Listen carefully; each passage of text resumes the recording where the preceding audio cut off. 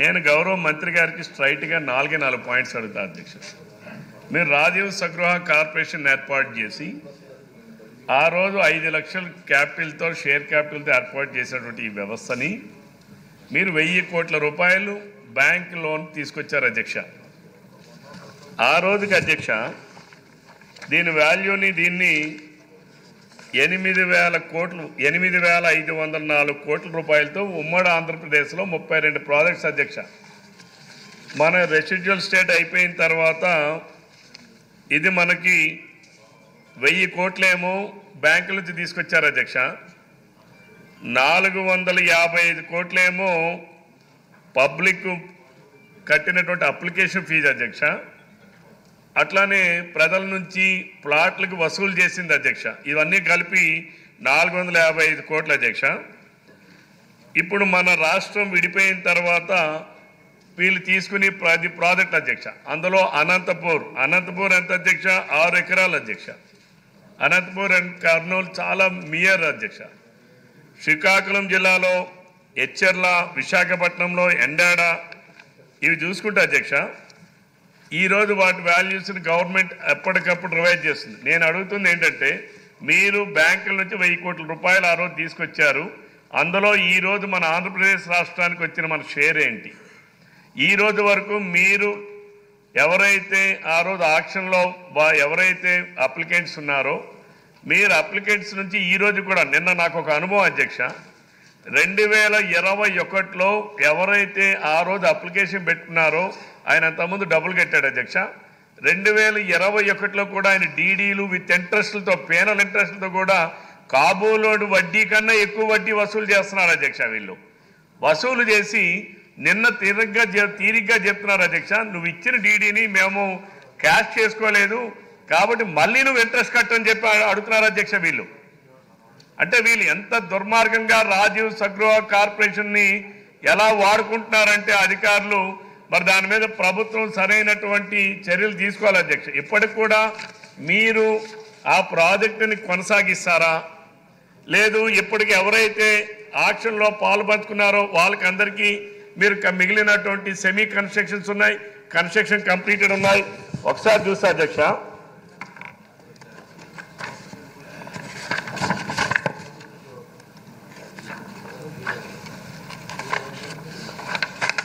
ఇక్కడ ప్లాటింగ్ అధ్యక్ష. ఒకసారి హెచ్ఎల్ శ్రీకాకుళం జిల్లాలో అధ్యక్ష నెంబర్ ఆఫ్ ప్లాట్స్ ఏమో 511 అధ్యక్ష. కానీ నెంబర్ ఆఫ్ హౌసెస్ గ్రౌండ్ 189. అందులో number of BBL and BL 12, number of semi finished units 123, number of completed units 54. ఇవి ప్రైవేట్ వాడు ఒక ప్రాజెక్ట్ తీసుకుంటే వాడు ఒక 2 సంవత్సరాలు 3 సంవత్సరాల కాల పరిమితిలో వాడు చేస్తున్నాడు అధ్యక్ష. వీళ్ళు బ్యాంకు నుంచి ఇనీషియల్గా 1000 కోట్ల రూపాయలు తీసుకొచ్చి ఈ రోజు వరకు ఒక్క ప్రాజెక్టును కూడా పూర్తి చేయకపోవడానికి గల కారణాలు ఏమిటి? దానికి బాధ్యులు ఎవరు? ఈరోజు మీరు లబ్ధిదారులకి అలాట్మెంట్ చేయకుండా, వాళ్ళకి ఇవ్వకుండా వడ్డీల మీద వడ్డీలు వేసి, పేనల వడ్డీలు వేసి వీళ్ళు వసూలు చేస్తూ ఉన్నారు అధ్యక్ష. ఇట్లాగే ఈ రాష్ట్రంలో అధ్యక్ష మనం చూసుకుంటే మొత్తం 8 ప్రాజెక్టులు ఉన్నాయి అధ్యక్ష. మొత్తం 10 ప్రాజెక్టులు అధ్యక్ష. 10 ప్రాజెక్టుల్లో వీళ్ళు నెంబర్ ఆఫ్ ప్లాట్స్ వీళ్ళు వేసింది 8,550 ఫ్లాట్స్ లేఅవుట్ వేశారు అధ్యక్ష. నెంబర్ ఆఫ్ హౌసెస్ గ్రౌండెడ్ అధ్యక్ష 3,819 అధ్యక్ష. Number of BBL and BL units అధ్యక్ష 1,889 అధ్యక్ష. Number of semi finished units అధ్యక్ష 1,287 అధ్యక్ష. కంప్లీటెడ్ 643 అధ్యక్ష. అంటే ఎన్ని సంవత్సరాలకి ఇస్తారు అధ్యక్ష? ఎన్నాళ్ళైంది అధ్యక్ష వాళ్ళు డబ్బులు కట్టి? ఆ రోజు ఏంటి మార్కెట్ వాల్యూ కన్నా 25% తక్కువకి మేము లబ్ధిదారులకు ఇస్తామని చెప్పి ఎఫోర్డబుల్ హౌసింగ్ పేరు పెట్టి మధ్యతరగతి కుటుంబాలకి టౌన్కి దగ్గరగా మేము ఇస్తామని చెప్పి తీసుకొచ్చిన ప్రాజెక్ట్ అధ్యక్ష ఇది. ఈరోజు ఎప్పటికి కూడా మీరు కంప్లీట్ చేయకపోతే వాళ్ళందరూ అసలు 20 సంవత్సరాలుగా వాళ్ళు ఎక్కడో అద్దెలలో ఉండి ఇక్కడ మీకు డబ్బులు చెల్లించుకొని అక్కడ అద్దెలలో ఉంటే వాళ్ళు ఎంత ఆర్థిక భారం మోపుతున్నారు అధ్యక్ష?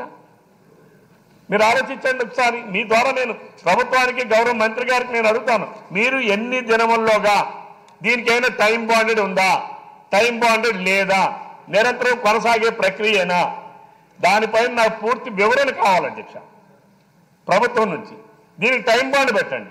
మీరు ఎన్ని రోజుల్లో కంప్లీట్ చేస్తారో చెప్పండి. లేక చేయకపోతే అంటే రెరా యాక్ట్ ప్రకారం మీరే తీసుకొచ్చారు, ప్రభుత్వమే తీసుకొచ్చింది రెరా యాక్ట్. టైంలీ కంప్లీట్ చేయకపోతే తిరిగి ఇవ్వాలి అధ్యక్ష వాళ్ళ కాంపన్సేషన్.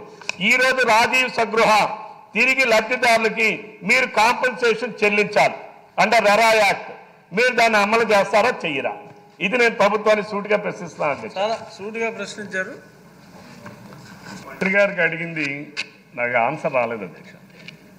మీరు కార్పొరేషన్ వాళ్ళు 1000 కోట్ల రూపాయలు బ్యాంకు నుంచి లోన్ తీసుకొచ్చారు, అది ఏం చేశారు, ఎక్కడుంది? First question. రెండో క్వశ్చన్ అధ్యక్ష, వీళ్ళు వేసినటువంటిది మన ఆంధ్రప్రదేశ్ రాష్ట్రానికి సంబంధించి మాట్లాడతాను అధ్యక్ష. 2007 నుంచి మాట్లాడను. మన ఆంధ్రప్రదేశ్ రాష్ట్రంలో ఉన్నటువంటి టోటల్ ఎక్స్టెంట్ ఆఫ్ ల్యాండ్ 571 ఎకరాలు అధ్యక్ష. మొత్తం రాజీవ్ సగృహలో ఉన్నటువంటి 10 ప్రాజెక్టులకి కలిపి ప్లాట్లు వేసిందేమో 8550 అధ్యక్ష. నెంబర్ ఆఫ్ హౌసెస్ గ్రౌండెడ్ 3819 అధ్యక్ష. Completed houses 879 available, sold 870, balance 9 అంటే కంప్లీట్ అయిపోయిన ఇల్లు అమ్మకుండా ఉన్నవి 9 ఉన్నాయి అధ్యక్ష.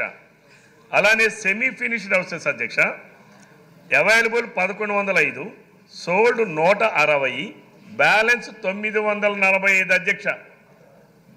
అలానే plots available plots 2633, sold 1475, balance 1158. నేను ఇందాక అడిగాను అధ్యక్ష, 20 సంవత్సరాలు అయింది, మీరు ఎప్పుడులోగా ఎందుకు ఈ ప్లాట్స్ని అమ్మలేకపోతా ఉన్నారు? ఇది ఎలా ఉందంటే అధ్యక్ష, రాజీవ్ సగృహలో పనిచేస్తున్న 79 మంది ఉద్యోగస్తులకి ఇది కల్పతరు అధ్యక్ష.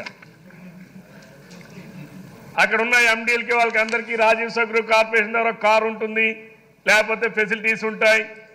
కార్పొరేషన్ డబ్బుల్ని వినియోగించుకోవడానికి తప్ప.